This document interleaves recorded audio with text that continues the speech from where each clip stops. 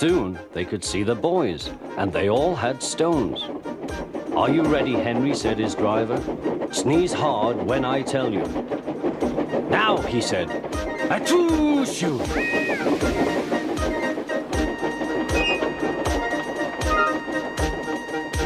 "Well done, Henry," laughed his driver. Henry went home very pleased with himself.